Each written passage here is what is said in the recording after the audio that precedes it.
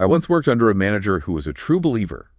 In almost every team meeting, he'd find a way to bring up his core philosophy, which is basically a corporate version of the golden rule. He'd say things like, "I'm only going to ask of you what I would ask of myself." And, he meant it. He personally thrived on high-pressure, last-minute deadlines.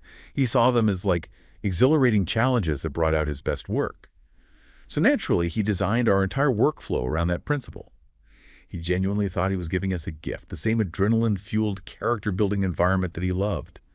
He'd wander around the office at 7 p.m., energized and smiling, offering Red Bull to a team of people whose faces were just hollowed out with exhaustion. He couldn't figure out why his perfect system was leading to burnout and resentment.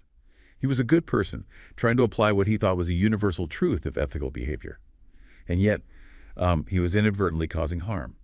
That disconnect between his good intentions and the actual outcome revealed a subtle but dangerous flaw in the one rule we all assume is foolproof. It turns out, treating people how you want to be treated can be a profound and sometimes destructive mistake. That anecdote just perfectly frames our mission for this deep dive, doesn't it? We are unpacking the subtle but truly profound flaw in that universal assumption that treating others the way you want to be treated is ethical or even, effective in the modern world. The core problem is that the golden rule, the GR, it assumes a shared experience, a kind of self-similarity that simply doesn't exist anymore in our diverse, complex environments. We really need an essential ethical and functional upgrade, the platinum rule, or PR. Okay, let's unpack this. So the golden rule rests on this, honorable sentiment, do unto others as you would have them do unto you. Our source material points out that this rule probably worked fine historically when groups were more homogenous. Exactly. When you share the same background, same education, same cultural view. Right. In those kinds of monocultures, projection worked because the person you were dealing with was likely very similar to you. But today, using it is often a profound and sometimes destructive mistake. Precisely. The limitation of the golden rule is its fundamental reliance on projection. It is intensely inward-focused. It takes your values, your comfort zone, your preferences, and dictates that these must be universal best practices. It's the difference, really, between an ethical ideal and an effective communication strategy. The GR gets the ethics right, intentional kindness, but the execution, that can be way off. I think that's the crucial insight. It's not bad ethics, it's bad psychology. When you project your needs onto someone with a wildly different background or culture or internal motivation, which happens constantly in global business or diverse workplaces, that one-size-fits-all approach, it often comes across as dogmatic or even ethnocentric. What you, as the manager, find motivating might be completely overwhelming or just irrelevant to someone else. And conversely, the platinum rule, which states, do unto others as they'd like done unto them. That's the necessary shift. This approach is radically outward-focused. It demands effort, knowledge, and an understanding of varying beliefs, behaviors, individual preferences. It acknowledges the complexity of individual needs, goals, values, learning styles, and, crucially, communication styles. It's an essential practice, especially when you think about large-scale issues like designing modern technology. Building an AI interface based on what the developer thinks is intuitive, that's the golden rule, is vastly different from designing it based on what the diverse users actually need. That's the platinum rule approach. Okay, but the idea of having to constantly adapt like that sounds, exhausting. Doesn't this requirement for radical outward focus lead to manager fatigue or, feeling inauthentic? That is the primary challenge, no doubt. The platinum rule does require more effort and knowledge to understand everyone's unique preferences. And it requires you to adjust your natural style. But the payoff is the essential compensation, effectiveness. When you adhere to the platinum rule, you achieve a deeper understanding and respect for diversity. You move beyond just tolerating differences to actively focusing interactions to meet individual needs. And that drastically improves satisfaction, productivity, and, critically, fosters a true feeling of inclusivity and belonging. It's the difference between forcing someone to conform to the way we do things here and modifying your approach to get their absolute best work. And that's a real competitive advantage. So if the platinum rule requires us to understand how others want to be treated, how do we get that information without invasive surveys or endless personal questions? We kind of need a shortcut, right? We do. And that is where the behavioral styles come in.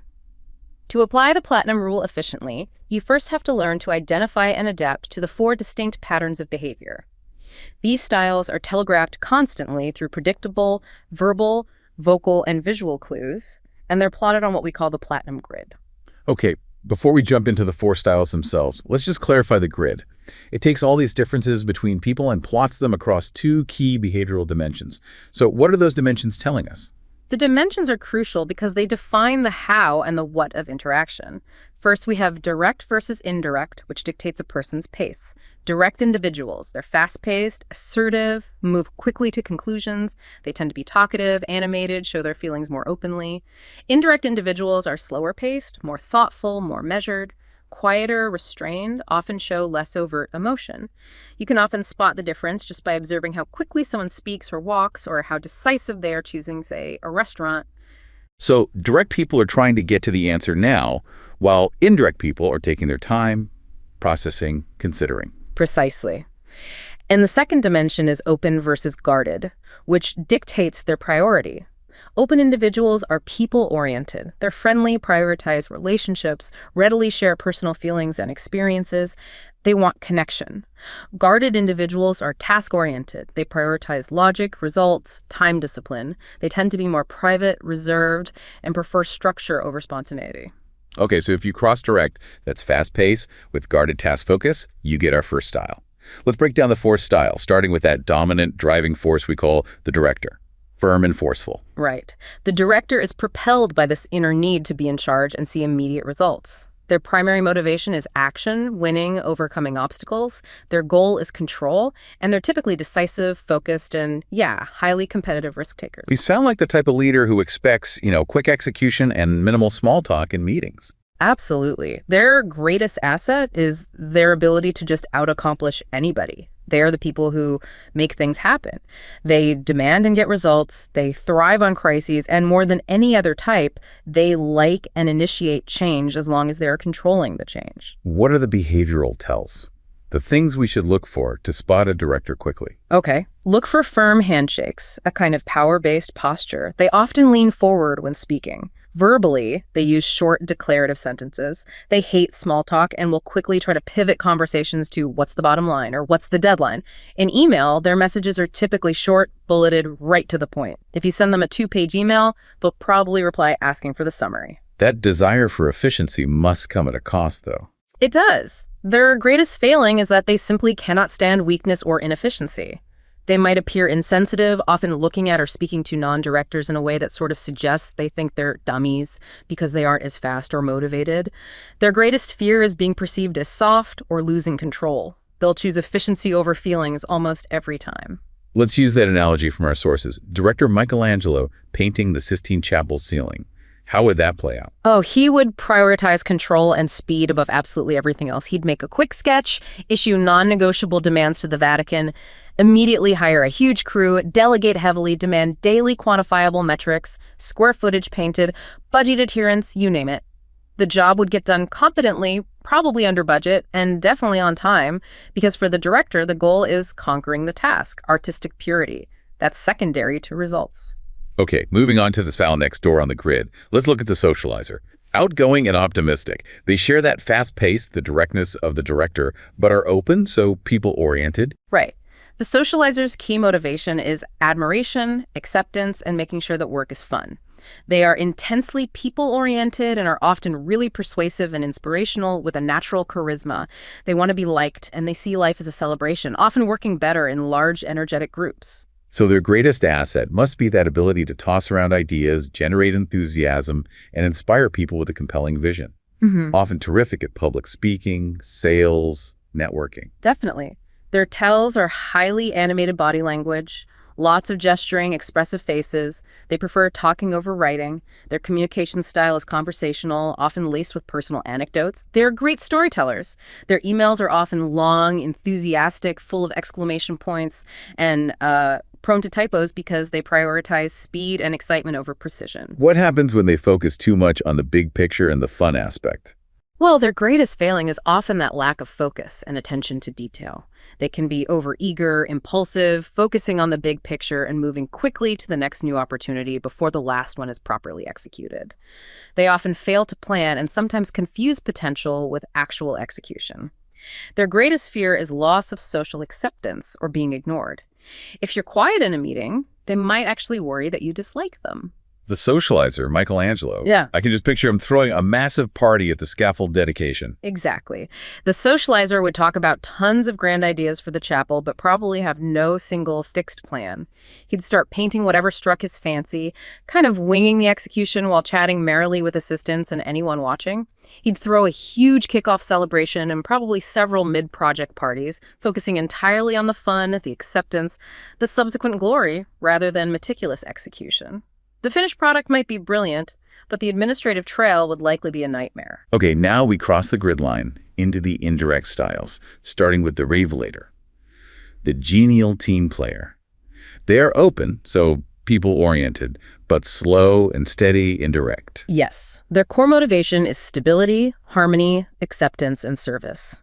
They are the supportive, patient backbone of any organization, often excelling in roles that require long-term relationship building, think human resources, training, sustained customer support. The key to the good life for them is being a long-time, reliable member of an ongoing team that proceeds slowly and methodically. So their greatest asset must be that reliability and that deep follow-through. Absolutely. They are the definition of cooperation and follow-through. Steady, competent, and they often get promoted because they have so few enemies and consistently deliver on promises, even if it takes a bit longer. Once they commit to a proven procedure, they persist no matter what. They are the loyalists. How can we identify a Ravelator in, say, a high-stakes scenario? What are their key tellings? Their body language is generally warm but contained. Not overly demonstrative, gentle vocal tones. They frequently use words like we, us, and team. They prioritize feelings, but they don't share their own negative feelings easily, often choosing silence over confrontation. They hate sudden pressure or aggressive deadlines. If you pressure a relator, they often retreat into agreement just to end the conflict, but they haven't actually bought in. You have to watch for that. Given their focus on stability, what's their biggest weakness? Their greatest failing can be being too timid and slow to change. They're prone to submissiveness and might tell others only what they want to hear just to avoid conflict. This timidity stems directly from their greatest fear: loss of stability or sudden, unmanageable change. They really prefer proven, low-risk procedures and security over risk or innovation. The relator Michelangelo, I suspect he wouldn't touch a brush until all the paperwork was in order, and he'd probably consult every priest and peer reviewer first. Precisely. He would first listen extensively to Vatican officials about what they preferred, then immediately focus on gathering a loyal, supportive staff. He'd draw up a meticulous, step-by-step plan, ensuring the team persevered methodically and thoroughly until every detail was placed. He would value the team experience and thoroughness above individual brilliance or flair, prioritizing procedural perfection. Okay, finally, we arrive at the thinker. Self-controlled and cautious. Yeah. Task-oriented, guarded, but indirect and slow-paced. The ultimate analyst. The thinker lives for accuracy, thoroughness, logic, clarity, and order. They thrive on details and discipline. They are the most cerebrally oriented of the four types, preferring analysis over emotion, data over anecdote. Natural engineers, architects, auditors, scientists. So their greatest asset is delivering that high-quality, dependable work. They're meticulous fact-finders who pride themselves on reason and ensuring correct procedures are always in place. Kind of the conscience of the organization, always checking the math. Yeah, that's a good way to put it. The behavioral tells for the thinker are their precise and often formal language. They avoid exaggeration. They prefer communicating and writing, often writing very long, detailed, structured emails that contain extensive justifications for every single conclusion. Highly guarded in posture and expression, revealing little emotion. In meetings, they'll often remain quiet until they've fully synthesized all the data. And then they'll speak, often asking probing why questions to expose any logical flaws they see. But that meticulousness often crosses the line into something less productive, I imagine. It does. Their meticulousness can spill into their greatest failing. Being too critical, leading to paralysis by overanalysis or nitpicking perfectionism. They can be demanding and picky, often setting impossibly high standards. Their greatest fear is irrationality, being wrong, or being embarrassed by a mistake in public. They will go to great lengths to ensure their work is flawless, often preferring to work alone to minimize risks associated with collaboration. And the thinker, Michelangelo. Oh, he would take the project very, very seriously, expecting to be judged by the depth of his research and attention to detail. He would laboriously plan the complicated design down to the square centimeter, ensuring every theological and artistic detail was perfect. He would likely do the job largely himself, valuing skill, taste, and self-determination above fun or speed. He'd plan contingencies, figuring out how each scene could stand alone just in case the project got halted prematurely, a very structured, cautious approach to risk mitigation.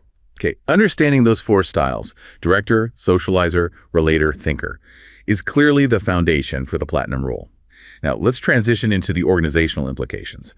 When we look at leadership and culture, the Golden Rule seems to be the default setting for traditional management, right? Which leads back to the kind of burnout we talked about in the opening story. That's the crux of the issue, exactly. The core management challenge is that organizations traditionally assumed people would just fit the established culture, a clear golden rule assumption. This fixed orientation assumes everyone needs the same thing. But modern diversity, both behavioral and demographic, requires the organization and the people within it to constantly examine and modify their responses to accommodate each other. That's the Platinum Rule requirement. This really highlights the failure of GR-based leadership. A manager using the Golden Rule imposes their singular view of motivation. So if they thrive on crisis and competition, like a director, they assume the whole team will too. But applying that same competitive pressure to a relator whose primary need is stability, or a thinker who needs time for analysis, it doesn't motivate them. It just breeds resentment and anxiety. Correct. The leader who practices the GR is relying almost entirely on position power. The authority of the title. The leader who practices the PR is actively cultivating personal power, the confidence and trust of the team. And this confidence is earned by demonstrating to each employee that you understand their unique needs and are willing to adapt your approach to help them succeed. Leadership success today is increasingly tied to this personal power, which requires what we call contingency leadership, adapting the style to fit the employee and the specific situation. So if I'm managing a mixed team, what does applying the PR actually look like when giving feedback or motivation? I mean, I can't just tell the director to slow down and smell the roses. I can't tell the relator to go crush the competition. Right. You have to adopt style-specific language and shift your priorities. For example, if you're motivating a director who's hit a roadblock, you appeal to their need for competitive results, control, and efficiency. You might say something like, "We need to beat the internal timeline on this.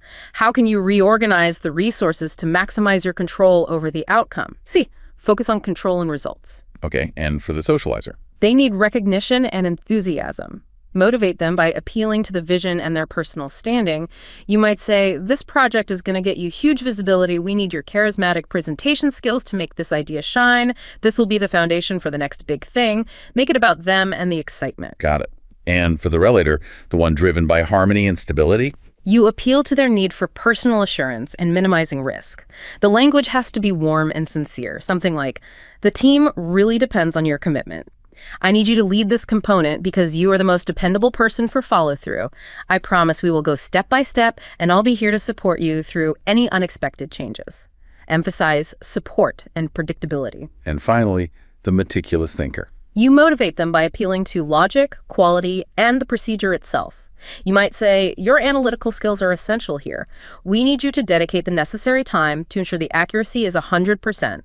We are relying on your data to make this the most logically sound solution available." The key is demonstrating that their rigorous work won't be compromised by haste or emotion.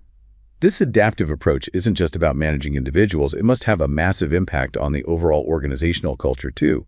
It shifts the conversation about diversity from just, compliance meeting EEO requirements to a real strategic competitive advantage. Exactly. Managing modern organizational diversity requires flexibility and a relativistic approach, not fixed rules. It means actively letting go of the way we do things here at Organization X. If the way we do things assumes a single fixed communication style or work pace, it inherently excludes, 75% of the workforce?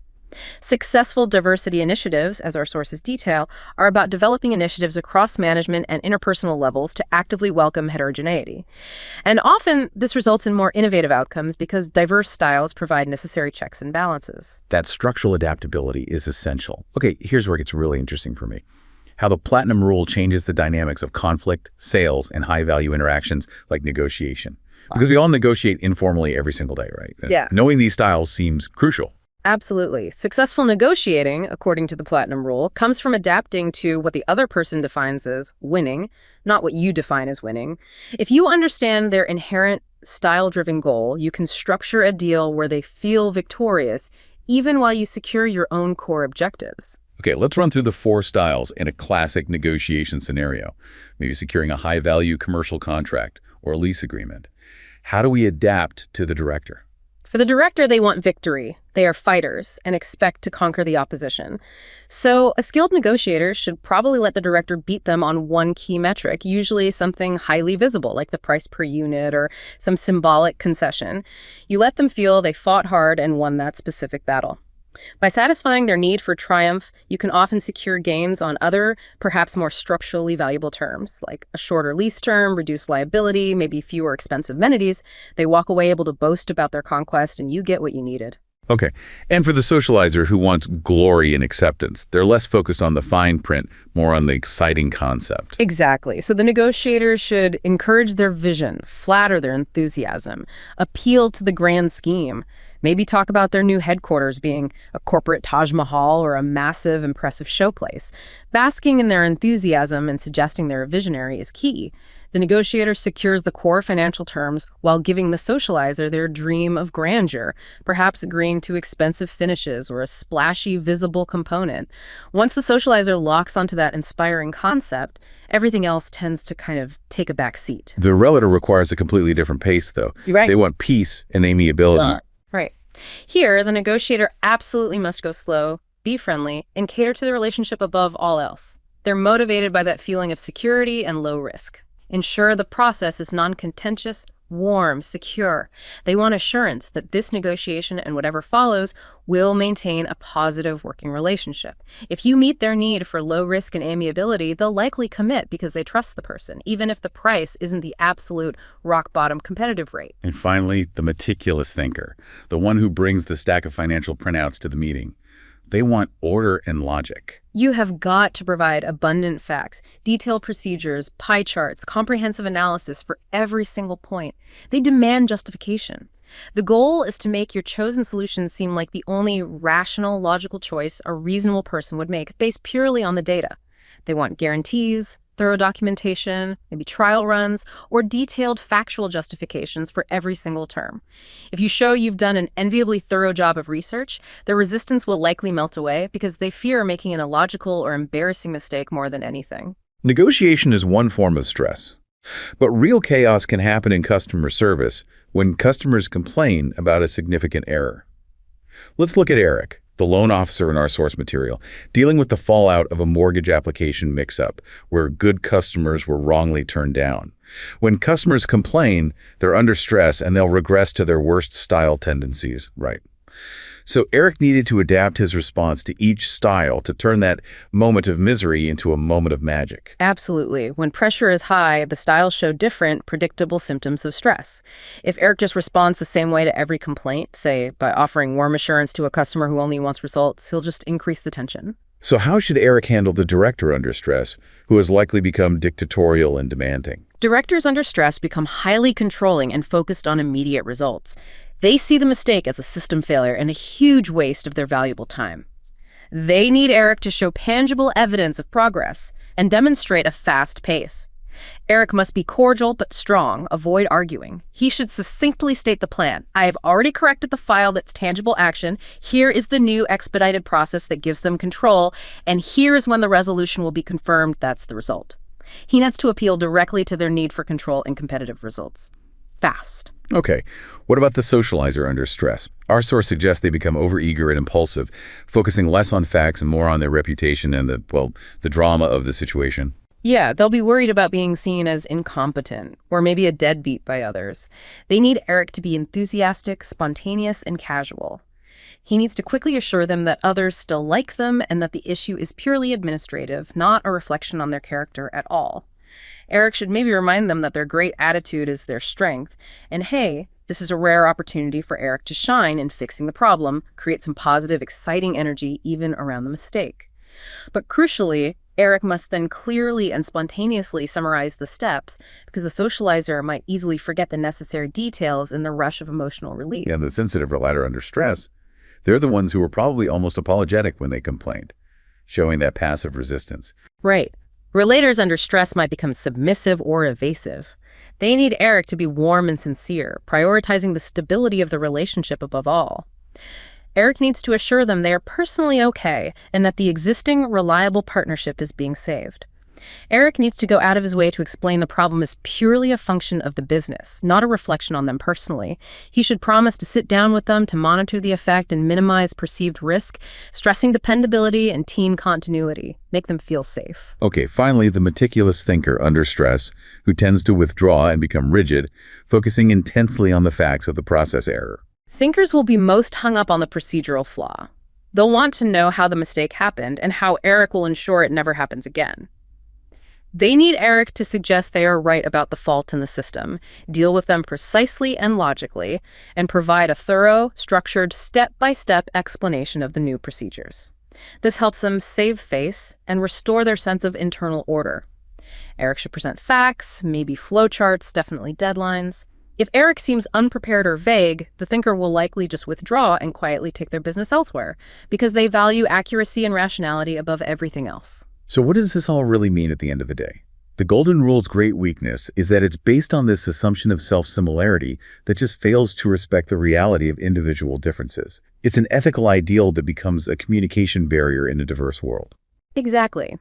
The Platinum Rule demands that we step outside our own comfort zone, even when it feels unnatural or awkward at first. Adaptability is the key to success with people. It doesn't mean wimping out or just imitating someone. It means making temporary, conscious changes in our approach to align with the other person's pace and priorities. This conscious shift transforms relationships from predictable clashes into, well, successful interactions. And when you look at the greatest dividend of practicing the Platinum Rule, it seems to extend far beyond just making a sale or managing a conflict. Oh, absolutely. It creates a web of rich, resilient relationships. Respect for others, when you distill it down to its essence, is the willingness to see the world not just through your own fixed filter, your own motivation, pace, and priority, but through theirs. By giving people what they need, not what you think they need, you give them the dignity of being seen as the unique individual they are, and that's incredibly powerful.